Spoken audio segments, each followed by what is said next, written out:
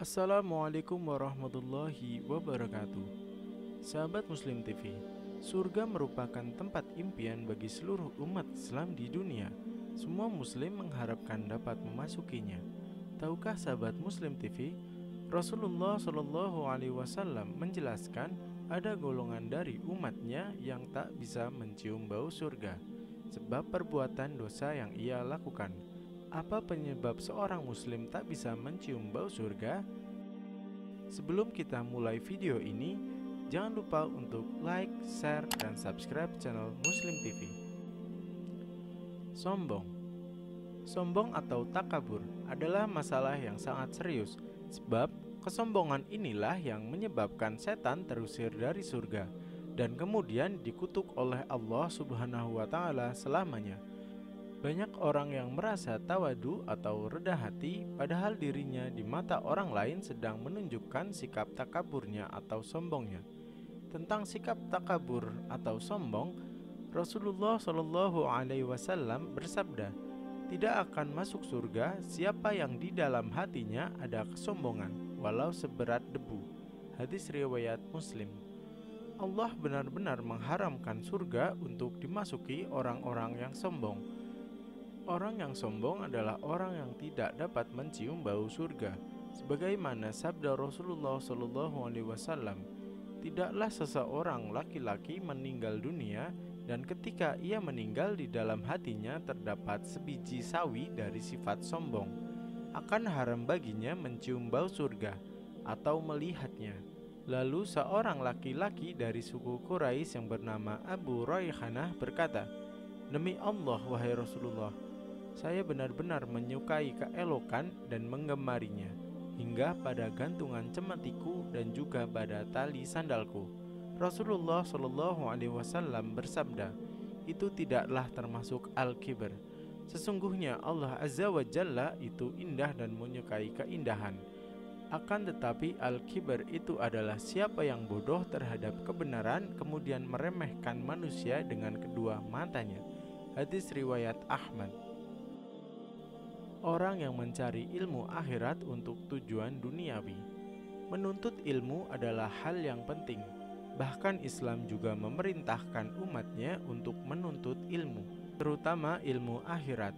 Namun, jika ilmu akhirat dicari hanya untuk duniawi, maka orang tersebut terancam tidak akan mendapatkan bau surga.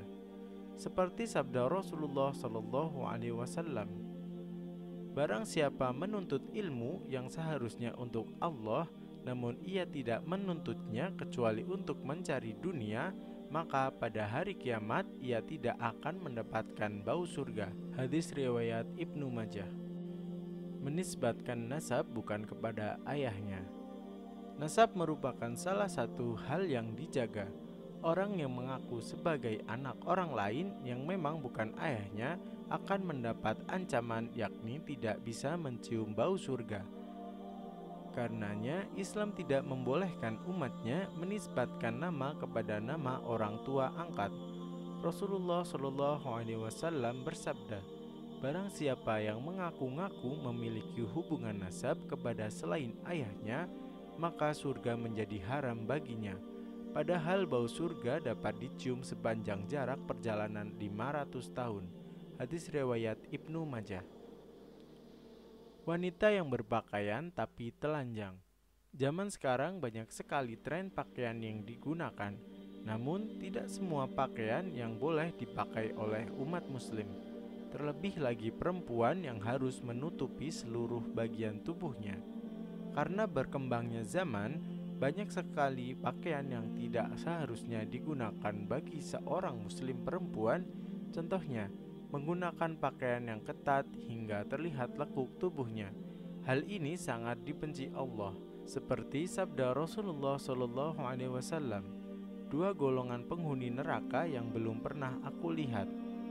Kau membawa cambuk seperti ekor sapi, dengannya ia memukuli orang, dan wanita-wanita yang berpakaian tapi telanjang. Mereka berlenggak-lenggok dan condong dari ketaatan. Rambut mereka seperti punuk unta yang miring. Mereka tidak masuk surga dan tidak akan mencium baunya. Padahal sesungguhnya bau surga itu tercium dari perjalanan sejauh ini dan ini. Hadis riwayat Muslim. Orang yang menyindir rambutnya khususnya dengan warna hitam.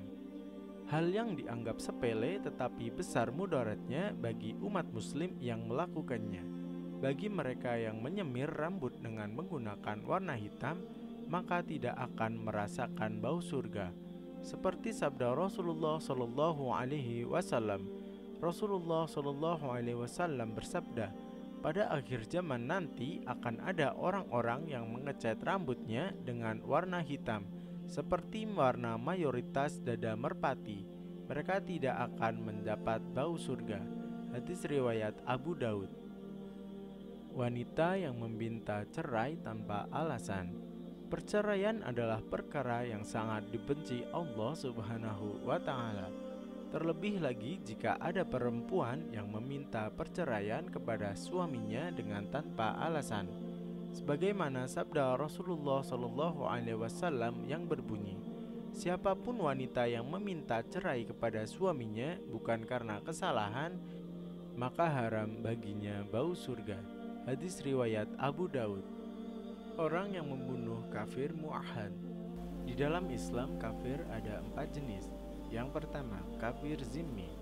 Mereka para kafir zimmi merupakan orang-orang non-muslim yang tinggal di negeri muslim, namun dijamin keamanannya selama ia mentaati peraturan pemerintah muslim. Kafir mu'ahad. Jenis kafir kedua yakni mereka para non-muslim yang menjalin kesepakatan dengan muslimin dalam kurun waktu yang disepakati. Kafir musta'man. Kafir musta'man yakni kafir yang dijamin keamanannya oleh kaum muslimin. Selama mereka dijamin keamanannya, maka ia pun harus diperlakukan dengan baik dan tak boleh diperangi. Berbeda dari 3 kafir yang sebelumnya, yang keempat adalah kafir harbi. Inilah jenis kafir yang berbeda dari 3 sebelumnya. Jika zimmi, mu'ahad, dan musta'man dilindungi dan tak boleh diperangi, maka kafir harbi justru diperangi sesuai dengan ketentuan syar'i. Hal ini disebabkan kafir harbi merupakan golongan musyrikin yang memerangi muslimin. Keberadaan mereka membahayakan muslimin dan selalu memusuhi dan menyerang umat Islam. Dalam hadisnya Rasulullah Shallallahu Alaihi Wasallam bersabda, barang siapa yang membunuh kafir mu'ahid tidak pada waktu halalnya, maka Allah mengharamkan baginya untuk mencium bau surga. Hadis riwayat An-Nasai. Berikut 7 golongan orang yang tidak dapat mencium bau surga. Semoga video ini dapat memberikan asbab hidayah untuk kita semua. Wassalamualaikum warahmatullahi wabarakatuh.